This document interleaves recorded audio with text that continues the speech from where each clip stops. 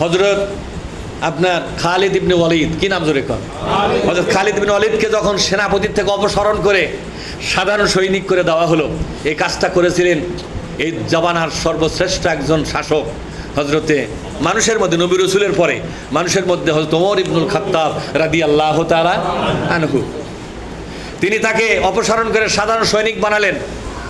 তাকে জিজ্ঞেস করা হলো, আপনি যে সাধারণ সৈনিক, বিশাল সেনাবাহিনীর সেনাপ্রধান, আপনি একটা সিএনসি, আপনাকে একজন কনস্টেবল বানিয়ে দেওয়া হলো, কি বানিয়ে দেওয়া হলো, একজন সিপাহী বানিয়ে দেওয়া হলো, আপনার অনুভূতি কি? তিনি কি বলেছিলেন জানেন? আমি খালিদ ইবনে ওয়ালিদের জীবনী যতবার পড়েছি ততবার কেঁদেছি। সাহাবাদের ভিতরে যারা জীবন্ত আল্লাহর ওলি, তার মধ্যে তিনি একজন।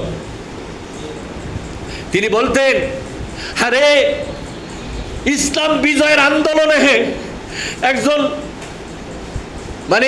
একজন রোগীর খাদেম হতে পারলেও তো জীবন সফল, তবু তো আমি জিহাদের ময়দানের একজন সিপাহী হওয়ার সুযোগ পেয়েছি। জিহাদের ময়দানে একটা সাধারণ একটা মানুষের রক্ত মোছার কাজও যদি পাতাম, তবু নিজের জীবনকে ধন্য মনে করতাম। আমি আসলে পদলোভী নয়, আমাকে সিপাহী করে দেওয়া হয়েছে সেনাপতির থেকে নেমে দিয়া, সেনা প্রধান হিসাবে তিনি ছিলেন, তাকে সিপাহী করে দেওয়া হলো।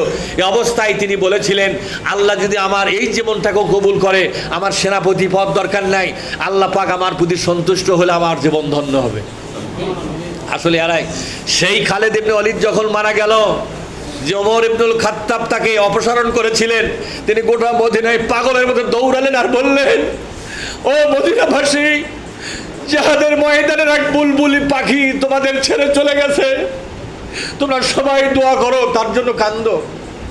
সাহাবারা মদিনাবাসী মনে করেছিল খালিদ বিন ওয়ালিদের প্রতি তার একটু হিংসা, রাগ, ক্ষোভ আছে। সেদিনের এই কান্না দেখে সবাই সেদিন বলেছিলেন, আসলে হযরত ওমর যা করেছিলেন ইসলামের মহান স্বার্থে করেছিলেন। ঠিক না? ঠিক জোরে কর। তিনি এসে খালিদের লাশটাকে জোরে ধরে বলেছিলেন।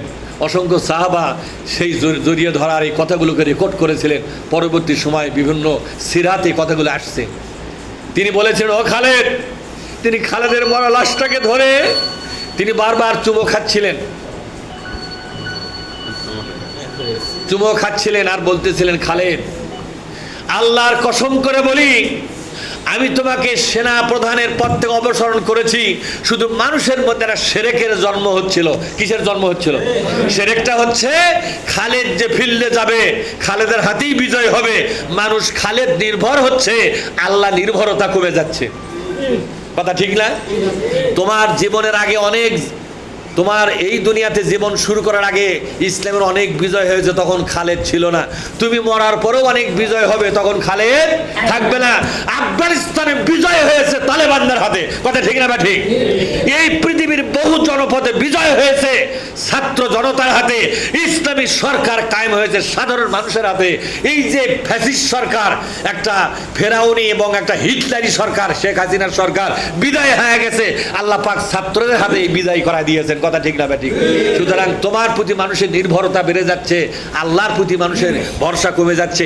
এটা আমি যখন বুঝতে পেরেছি, তখন আমি সেনাপতি থেকে তোমাকে সৈনিক বানিয়ে দিয়েছি। ও ভাই, কিয়ামতের দিন আমি ওমরের বিরুদ্ধে তুমি এতটুকু যেন অভিযোগ করো না, আমাকে তুমি ক্ষমা করে দিও। আসলে তোমার প্রতি আমার রাগ নাই, ক্ষোভ নাই। আমি তোমার নিজে জানাজা করব, আমি তোমার লাশটাকে নিজে কবরে নামায়া তোমার কাছে তখনও ক্ষমা আবেদন জানাবো। এইভাবে তিনি কান্নাকাটি করতেছিলেন শিশুর মতো। সম্মানিত ভাইয়েরা, সেই জন্যই সর্বশেষ আপনাদের প্রতি আমার আবেদন হলো, বলুন, ইসলাম আন্দোলন করার জন্য আপনার পদমর্যাদা দরকার? যেরকম পদমর্যাদা দরকার, সভাপতি, সেক্রেটারি, আমির, এগুলো হওয়ার দরকার আছে। ইসলাম আন্দোলনের ময়দানে আপনি কাজ করতে পারতেছেন, এটা আপনার আমার জীবনের সবচেয়ে বড় সফলতা। কথা ঠিক না? আল্লাহ তাআলা আমাদের সকলকেই এই বিষয়গুলো উপলব্ধি করবার তৌফিক দিন। আমিন। আসসালামু আলাইকুম ওয়া রাহমাতুল্লাহি ওয়া বারাকাতুহু।